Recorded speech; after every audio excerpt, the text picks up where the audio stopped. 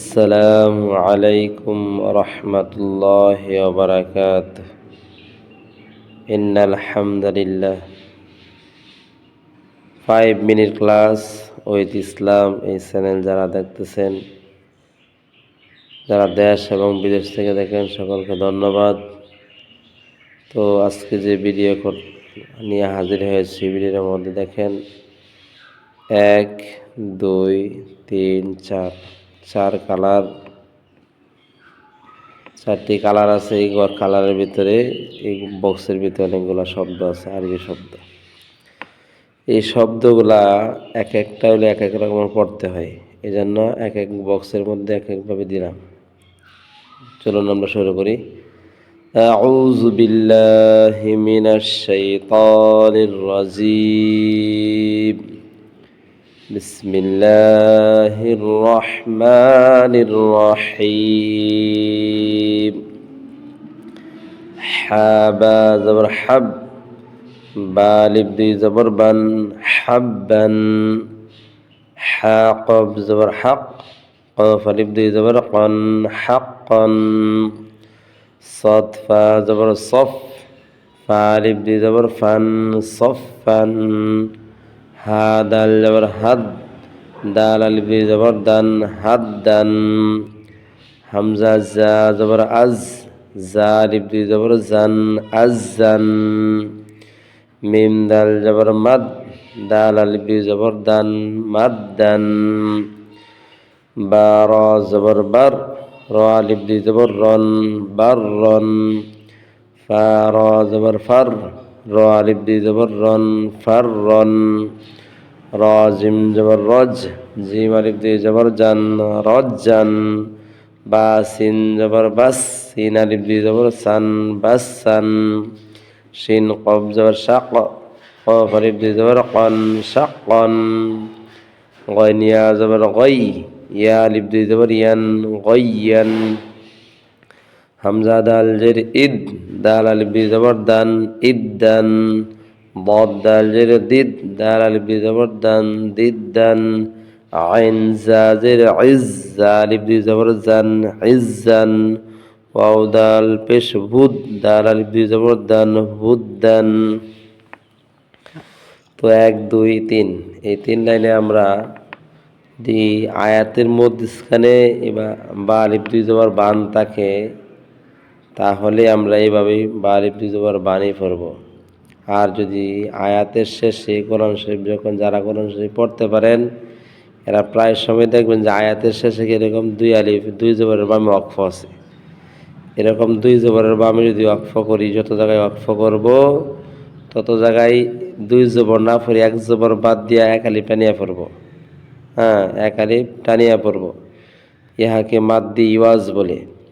তো 2 জবরের বামে ওয়াকফ হইলে 1 জবর বাদ দিয়ে 1 আলিফ টানিয়া পড়িতে হয়, ইহাকে মাদ্দি ইওয়াজ বলে।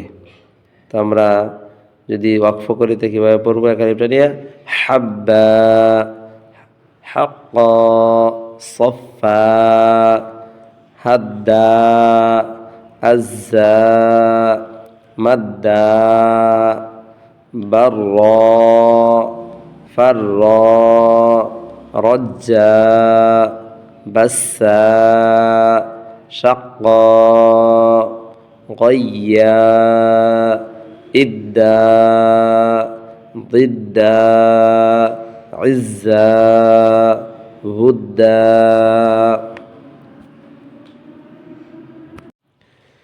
তো আমরা এই 3 লাইনের মধ্যে মাদ করলাম। এই জায়গায় দেখেন হাজিম জবর হাজিম, দুজের জিন, হাজিন।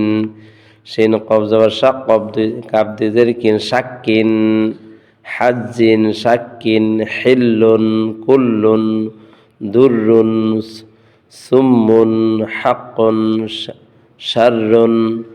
এই আয়াতের শেষে যদি এরকম থাকে তাহলে মাদ হবে, দন্তনায়িকা না হবে না। যেভাবে আছে সেভাবেই পড়তে হবে। হামজা নুন জবর আন, নুন আলিফ জবর না, আন্না। হামিম জবর হাম, মিম আলিফ জবর মা, হাম্মা।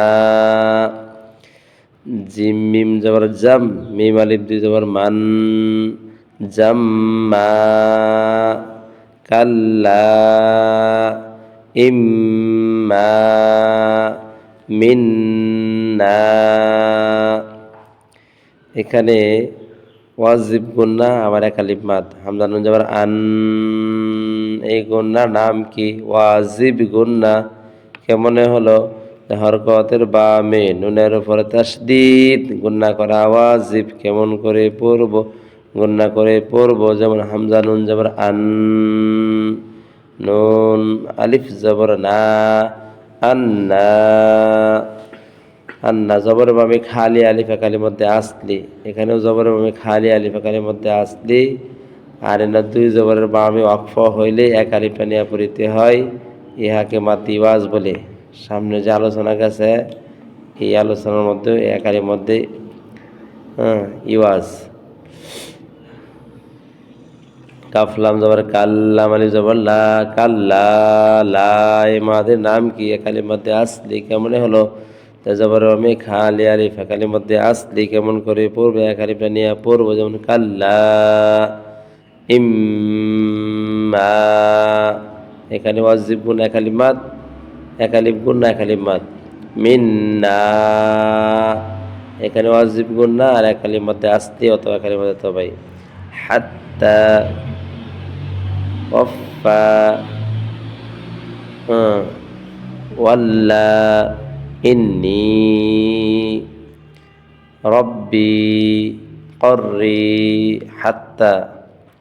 এখানে জবরের বামে ইয়া সাকিন, ইয়া জায়েদা, টান হবে না, স্বাভাবিক পড়তে হবে। ওয়াও ফজর অফ, ফা জবর ফা, ওয়াফা।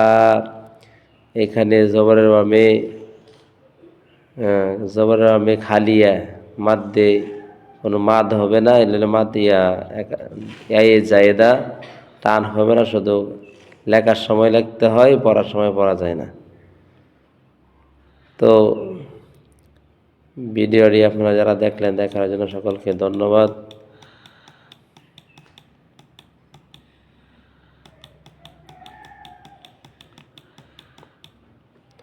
হাত্তা জবর হাত্তা, খারা জবর তা, হাত্তা, তার উপর খারা জবর খালির মধ্যে আসলি।